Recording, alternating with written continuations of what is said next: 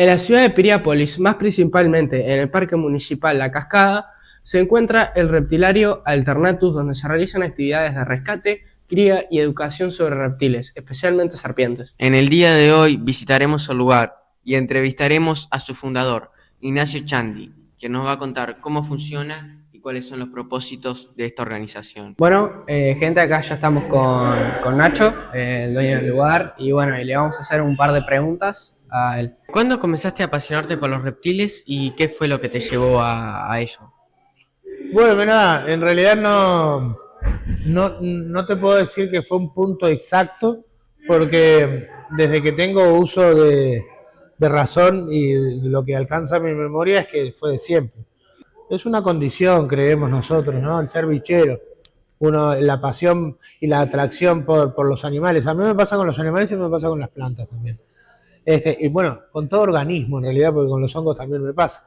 Y los animales me gustan todos, pero los reptiles para mí siempre fueron particularmente atrayentes. Siempre me parecieron súper interesantes desde infinidad de puntos de vista, ¿no? O sea, desde cómo hacen para vivir sin producir calor, cómo van creando, a medida que van evolucionando, diferentes mecanismos para poder permanecer indetectables, para poder desarrollar mecanismos de caza, cómo afinaron sus órganos, cómo modificaron sus organismos hasta llegar a lo que son, ¿no? Me parece que son sumamente fascinantes. Las serpientes fueron las que detonaron mi mente, porque yo que sé, me acuerdo desde muy chico, por ejemplo, y uno de los lugares más maravillosos en el mundo para ir era en el reptilario del Zoológico Villa Dolores. Y ahí me pasaba horas. Los miércoles daban entrada gratis. Entonces mi vieja me hacía un refuercito, un coletcito, y yo a pasar todo el día en el zoológico. Y gran parte de mi infancia fue el estar sumamente pendiente de lo que pasaba en ese lugar y de poder conseguir toda la información que hubiera de ellos. En aquel momento no existía internet y eran revistas que me compraban. O sea, es una cosa que es, ya te digo, muy anterior a yo que sé, a cualquier tipo de recuerdo que tenga en mi vida, ¿no? O sea, siempre fueron, mi viejo me llevaba al fútbol y yo me iba para abajo de las gradas a dar vuelta a las piedras a ver qué bichos encontraba.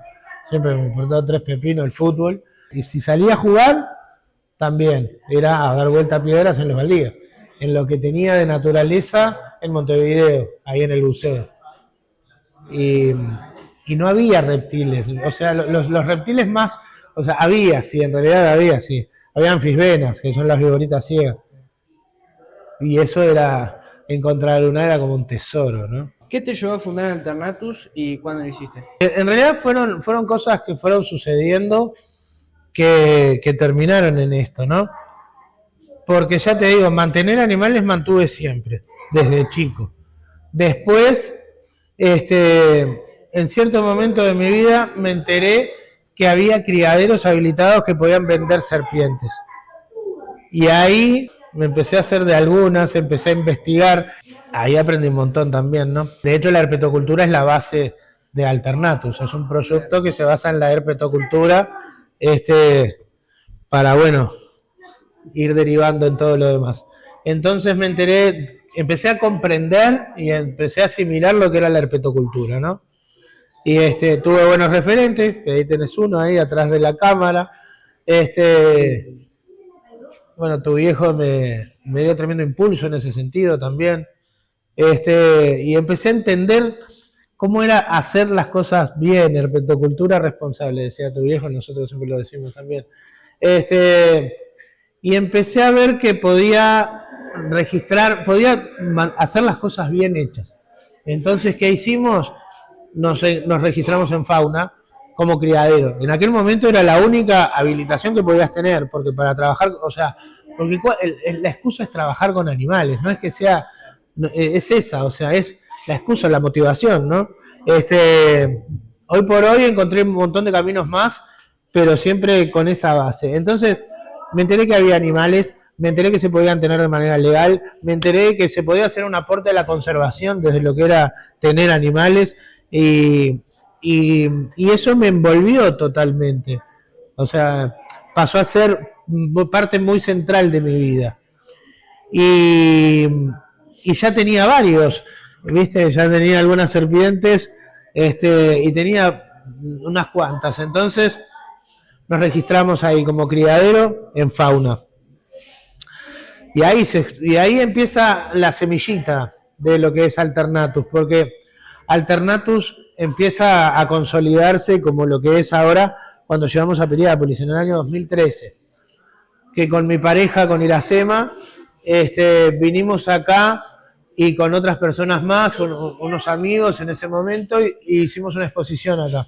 Ya habíamos hecho otras exposiciones en otras partes de Uruguay y llegamos acá con Iracema y ahí ese es el punto en el que yo considero que Alternatus realmente se consolida como lo que iba a terminar siendo. Que todas las cosas que pasaron desde el año 2013 hasta hace poco que estamos acá, derivaron en esto. Porque la idea era hacer una exposición por unos meses, hicimos una exposición a beneficio de una ONG para gurises con discapacidad, ayudándolos en porcentaje de lo que ganábamos acá. A la gente de acá le empezó a gustar. Y pasó algo que fue detonante. Hacía unos días que habíamos abierto ahí, sí. Habíamos hecho una exposición con los terrarios, con los animales, para que la gente viniera a conocer los animales. Y en eso cae un vecino de acá, de la zona, con un bidón, con una yarará adentro. Y me dice, ¿qué hago con esto? ¿La puedo dejar? Bueno, dale, déjala, no hay problema, no tengo ninguna, así que dale, déjamela. Me la deja. Después al tiempo viene otro con otra. ¿Te la puedo dejar? Me dijeron que te la podía dejar acá. Dale. Después aparece un señor acá y nos dice, tengo una yara metida dentro de la casa. Dicen, ¿se animan a darme una mano a sacarla? Bueno, dale, vamos. Y nos pareció recopado ir a ayudar ahí. Y ayudamos y la sacamos. Y ahí no nos dimos cuenta que estaba arrancando lo que era el servicio de rescate de serpientes venenosas y lo que terminó siendo razón de este vínculo con la comunidad de acá. ¿Qué actividades se realizan acá en Alternatus y a qué público abarcan? Bueno, bien. Mirá, acá es un centro educativo de cría y rescate de reptiles. Entonces, las actividades que se realizan acá son varias. Desde lo que es la exposición, tenemos los animales, como para que la gente pueda aprender de ellos, con información. Pueden, aprender con los sentidos también. Eso sería lo que es la exposición. También es un centro de cría. Una de las habilitaciones que nosotros tenemos es para criadero. Como combate al tráfico ilegal se establecieron criaderos para que la gente que tiene la afición o practica la herpetocultura como una disciplina, como parte de su vida, pueda hacerlo de manera responsable también sin ejercer presión en las poblaciones silvestres. Ese es uno de los cometidos también de lo que son los criaderos. Es parte de lo que son los trabajos que hacemos acá. Después, otra cosa que hacemos es capacitaciones. Nosotros capacitamos, por ejemplo, policías, bomberos, guardaparques, guías de naturaleza, en lo que tiene que ver con la identificación y el manejo de serpientes venenosas. Bueno, recibimos escuelas, un montón. Vamos a muchísimas escuelas y después, una de las partes que hacemos que nos lleva 80% de nuestro tiempo y energía en verano es, más que nada en verano, es el rescate de fauna silvestre, que eso fue, hace unos cuantos años que estamos trabajando básicamente desde el inicio en dar una mano a los vecinos con lo que se llama zooconflicto, en el que un animal silvestre genera un conflicto con la gente o los animales domésticos en determinado lugar, ¿no? Acá se da un fenómeno muy recurrente que es la aparición de serpientes venenosas en espacios públicos y en domicilios, en comercios, ¿no? Piriápolis es históricamente un lugar que tiene una población sumamente densa y potente de lo que es la Botrops pubescens, que es una serpiente venenosa, una de las 4 con veneno potencialmente mortal en Uruguay. Y el zooconflicto que se produce es el ingreso de estos animales a las viviendas. Entonces, como no es una especie que sea recomendable tener en una casa por ahí nomás, es que nosotros brindamos de manera honoraria el servicio de retiro. Entonces lo que se hace es una traslocación, se retira de un lugar donde sí está generando un conflicto, donde pone en riesgo la salud de las personas, y se trasladan a zonas, despobladas, zonas, o sea, sin urbanización, sin casas, alejados de las rutas y en un ambiente que ya esté la especie presente. Y ese, es el objetivo de eso, es que los vecinos no se mueran por una mordedura de serpiente, porque la yara no es que necesite mucho rescate, porque no es una especie tampoco que esté en extinción. No es con el objetivo, digamos, con una connotación animalista ni nada de eso.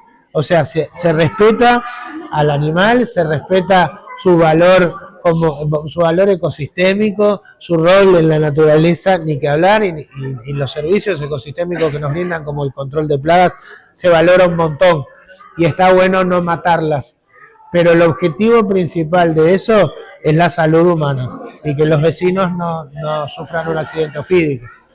Y eso, se da con muchísima frecuencia acá. Hacemos más o menos 200 rescates por verano, pero la cosa se empieza a ir mutando, como todo en Alternatus, se va expandiendo, se va diversificando, y ahora nos hemos visto en situaciones como, por ejemplo, sacar un carpincho de una casa.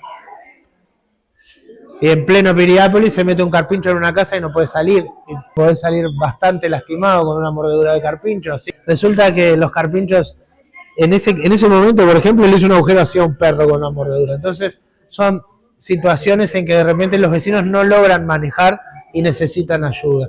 Entonces ahí es que, por ejemplo, los voluntarios damos una respuesta.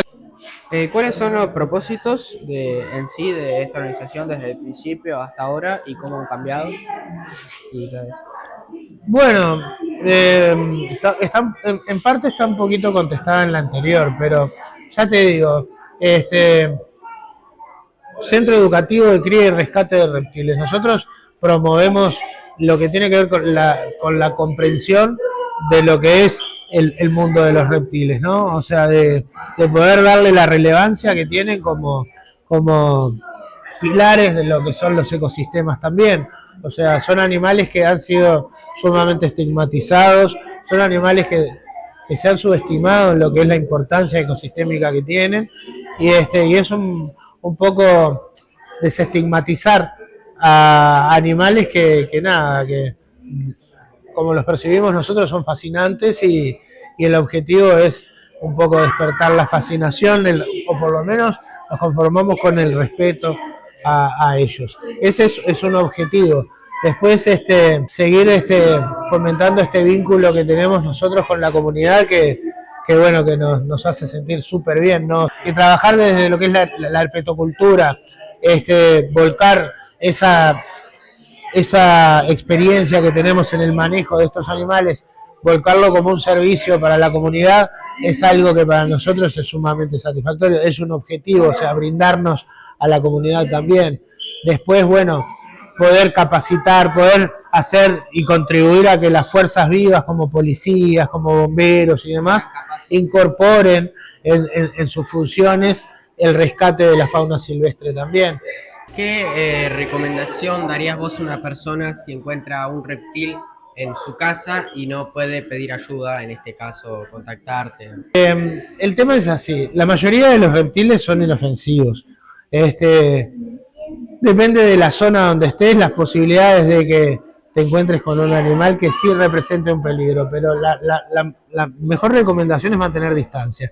De hecho, la mejor recomendación para cualquier animal silvestre que encontremos es mantener distancia, es no interactuar, no tratar de improvisar en lo que es el retiro. Si el animal no está dentro de una vivienda, por ejemplo, no hay ninguna razón por la que haya que intervenir. Hay veces que nos genera esas ganas de decir, bueno, yo voy a hacer algo, hay que hacer algo, y ahí metemos la pata, porque hay manejo imprudente, hay por ejemplo, lesiones que se producen por ser imprudente con la fauna. Es importante no alimentarlo. Por ejemplo, te encontrás con un lagarto. Ahí yo te recomiendo que o empezás a notar que la presencia de un lagarto viene muy seguido, ¿no? O sea, por ejemplo, venís a un balneario y ves que hay un lagarto que se acerca a la casa. Recomendación: cuando encontrás ese reptil, no lo alimentes, no intentes tocarlo. ¿Por qué? Porque el animal empieza a aprender a pedir alimento y después se ponen un poco agresivos a la hora de reclamarte el alimento. Entonces lo mejor es que él no sea alimentado por personas, y de esa manera nos va a servir un montón su servicio ecosistémico. Se va a comer las ratas, los ratones, los caracoles, se va a comer incluso hasta las serpientes venenosas. Entonces su presencia no se vuelve un problema. Recomendación en ese caso: tener distancia por las dudas de que sea un animal que nos pueda lastimar, no interactuar, y va a estar todo bien. Y nada, y siempre tratar de estar informados de cuáles son los animales que podemos encontrar en esa zona, para saber si tenemos animales de riesgo. Eso siempre va a ayudar. Cuando nosotros visitamos un lugar, estar informados sobre qué tipo de fauna hay para bueno, saber cómo actuar. En caso de accidente ya sería otra cosa. ¿Qué consejos darías si, como primeros auxilios, si te pica una serpiente? Por ejemplo, en un cerro o en el campo. Bueno, bien. Si te muerde una serpiente, hay cosas que hay que hacer y hay cosas que no hay que hacer. Las recomendaciones van a empezar por las cosas que no hay que hacer. No hay que eso chupo y escupo, ¿no? Porque no ayuda en lo absoluto. El veneno que está inoculado, no va a pasar eso, pero es una herida abierta porque la serpiente perforó la piel, inoculó veneno, pero vos no vas a lograr sacar el veneno, vas a sacar linfa, vas a sacar fluidos tuyos, pero que no son el veneno. Y además vos vas a meter un montón de bacterias en una herida abierta, y vas a macullar una herida donde hay un veneno que va a ir produciendo destrucción de las membranas celulares. Entonces vas a perjudicar en vez de ayudar. Después, no hay que cortarse. Mucha gente cree que si se corta, se hacen cortes, el veneno se va a salir. No hay que cortarse, porque aparte la mayoría de los envenenamientos que se dan por Yara y Crucera, y tiene un veneno hemolítico que hace que tengas una hemorragia, no deja coagular bien la sangre. Entonces no hay que andar haciendo cortes, no hay que hacer torniquetes, que está muy arraigado en lo que son las costumbres folclóricas, digamos, ¿no? Te haces un torniquete por ejemplo, te muerde un dedo y vos te haces un torniquete con la esperanza de que el veneno no circule y no llegue al corazón, porque pensando en que si pasa por el corazón te vas a morir. Y en realidad no es así. Por ejemplo, me muerde una serpiente en la mano y yo, mientras voy a sacarme los cordones para hacerme una ligadura, el veneno ya está circulando por mi organismo. Entonces yo voy a retener acá, y lo que voy a hacer es que restos de veneno queden acá, y voy a cortar la circulación. Si yo corto la circulación, prácticamente, o sea, con el tiempo va a ser lo mismo, porque no van a llegar el oxígeno a las células de tu dedo, y además tienen veneno ahí, entonces va a producir más daño. Y a la hora de soltarlo puede ser también contraproducente, porque si vos lo soltás después, va una bomba de veneno también muy de golpe. Entonces no hay que hacer torniquete, no hay que ponerse barro y remedios caseros, no hay que ponerse hielo, que el hielo también es vasoconstrictor y enmascara los síntomas. De repente te baja una inflamación y no es lo que queremos. Queremos que el médico vea lo que pasó, cómo pasó. Entonces, menos es más. No beber alcohol, que mucha gente cree que el alcohol, no sé, neutraliza el veneno. No, eso también entra dentro de lo no automedicarse. Entonces, lo que sí hay que hacer es llamar por teléfono al CIAT. Es 1722, y ahí va a haber toxicólogos las 24 horas que te van a decir exactamente cuáles son los pasos que te estoy diciendo, más la información de dónde está el centro hospitalario que cuente con suero antiofídico para la atención de tu accidente. Mantener el miembro afectado en posición de reposo, ya sea el pie, la mano, que son los miembros más afectados. Después, tratar de mantener al paciente en calma, porque también si aceleramos el metabolismo, sí, es mayor, y bueno, y eso va a complicar las cosas. Entonces tranquilizamos al mordido, le decimos que se quede tranquilo, que hay suero antiofídico y que ya se está tratando su caso, y que las muertes son casi nulas por esto. Se recomienda no manejar porque uno puede entrar en una especie no sé, de ataque de pánico o algo así. Entonces, lo mejor es no manejar y pedir que te lleven. El efecto del veneno no es que te vaya a disminuir las capacidades cognitivas ni nada, pero por ejemplo, el de Yara y Crucera, ¿verdad? Pero igual, de todas maneras sí. Ya el veneno de coral ya es distinto, pero igual, ante mordedura 17-22, no hacemos nada, no aplicamos hielo, no hacemos nada. Tranquilidad y recurrir al centro asistencial más cercano. Más cercano no, al que nos digan en el CIAT, porque de repente ahorramos pila de tiempo si vamos directamente a un hospital público que cuente con el suero antiofídico, aunque seamos socios de una mutualista. Por eso 17-22 y te van a decir a dónde ir. ¿Y tomar agua? Tomar agua no hace ni bien ni mal, o sea, no precisa, no. Sí, está bueno mantenerse hidratado, pero no como una cosa necesaria, claro. Seguro. ¿En qué época se logra visualizar reptiles con más frecuencia? Bueno, bien. En Uruguay están bien marcadas las temporadas, ¿viste? Entonces hace que los reptiles estén activos básicamente en la mitad del año. En todos los meses fríos van a permanecer inactivos, o por ejemplo como ahora que se viene un veranillo así, vas a verlos pero con mucho menor frecuencia que en los meses cálidos. Yo diría que agosto a abril son los meses de mayor actividad en los reptiles, donde tienen a disposición la energía, donde pueden permanecer activos, donde ya por ejemplo en agosto ya empiezan a hacerse más frecuentes los llamados y la gente consultando cuando los ves. Y es el momento en el que bueno empiezan con su actividad, sí. ¿Cuáles son las serpientes más abundantes en Uruguay, donde se encuentran, y cuáles son venenosas o agresivas y cuáles no? Bueno, bien, mirá, en Uruguay tenemos aproximadamente 40 especies de serpientes, ¿viste? De las 40 especies de serpientes que tenemos 6 que son de importancia médica por su mordedura, por el veneno, ¿verdad? Y de esas 6 tenés Yara, Crucera, Coral y Cascabel como serpientes con veneno potencialmente mortal. Y después tenés 2 especies más que son Philodria solfersi, la culebra de Olfers, y la culebra de collar que se llama Phallotris lemniscatus. Esas son las serpientes de importancia médica, están presentes en casi todo el país, salvo las cascabeles, que ahora desde hace varias décadas no hay registros desde el Río Negro hacia abajo, sino que hacia arriba.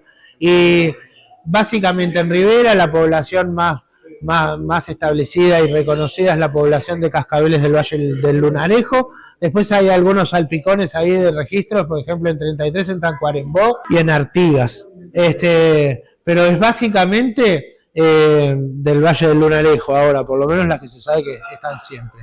Después las yaras están más ligadas a ambientes serranos y se las encuentra, bueno, en casi todo el territorio, ¿no? Hay parches, ¿viste? Pero están muy ligadas a los ambientes serranos. Después las cruceras, por ejemplo, también están presentes en un montón de departamentos, toda la zona del litoral, pero también, por ejemplo, Artigas tiene una banda, tiene Rivera, tiene Tacuarembó, tiene una cantidad, o sea, podemos básicamente casi todo el país, en Montevideo hay cruceras, y están más ligadas a zonas inundables, zonas bajas, zonas ribereñas, ¿viste? O sea, los bordes de los ríos, los bordes de los arroyos. Después, la coral también está presente en varios departamentos, pero ya es un animal que tiene hábitos fosoriales, entonces no se ve tanto. Pero bueno, hay departamentos como Florida, Durazno, San José, Colonia, Río Negro, que bueno, que hay varios reportes de eso. O sea, serpientes venenosas podemos encontrar en casi todo el Uruguay y en una variedad de ambientes bastante considerable también. ¿Y hay alguna serpiente que no te acordás el nombre o el nombre científico? Sí, claro, me Hay pasa mucho. todo el tiempo. Sí. ¿Todo el tiempo? Sí, No, porque sí. te escuchaba ahora y dije... No, porque no, las no nombro se olvida. mucho, es así. Pero sí, no, y además ahora cambiaron mucho. La taxonomía es una. Lo que hacen es siempre reclasificar todos los organismos. Y ahora, por ejemplo, yo no me había aprendido varios de unas que son poco frecuentes y ahora ya cambiaron los géneros y la especie. Entonces es totalmente diferente el nombre científico. Y hay veces que después vuelven a ser los mismos. No, en eso sí me equivoco un montón. Sí. ¿Cuál fue el reptil más extraño que encontraste y en dónde? Fue un rescate de hace poquito, un rescate de un falso camaleón, que es un lagartito de zonas bastante secas de Paraguay, Brasil y Argentina. Vino hace poquito, nos llamaron porque lo habían encontrado arriba de un barco y nos llamaron, eso es bastante raro. Después, anacondas, que hace 2 días, ayer trajeron una, que fue rescatada en Nueva Palmira, ya van 7. ¿Qué le dirías a alguien sin experiencia que quiere tener una serpiente? Que se informe primero, bueno, la cosa es así, que esté informado primero que nada si va a poder darle lo que necesita la serpiente, que sepa primero cuáles son los requisitos que tiene que cumplir, ¿verdad? Que sea comprada o adquirida en un centro habilitado para ese propósito, que no compre serpientes sin documentación, que no compre serpientes que sepa que son colectadas de la naturaleza y que antes que nada que tenga realmente el compromiso para mantenerla, teniendo en cuenta que está comprando, adquiriendo o adoptando un ser vivo que va a necesitar de él toda su vida. Entonces, primero saber si vas a poder comprar la comida, si tenés la solvencia económica, si podés tener el tiempo y tener los elementos que se necesitan para tenerlo. Primero asegurarte que podés darle todo y después asegurarte que el animal sea comprado de manera reglamentada, o sea, de manera legal. Sería por ahí. Bueno, muchas gracias por la No, gracias a por brindarnos ustedes. toda esta información y bueno, por permitirnos mostrar todo el reptilario. Vamos arriba, un gusto. Felicitaciones por todo lo que has Muchas logrado. gracias. Muchas gracias. Bueno, gente, espero que les haya gustado mucho el video.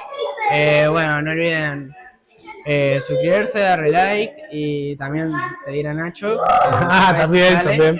Le vamos a dejar toda la información acá abajo. Exacto. Así que bueno, nos vemos la próxima. Chao, chao.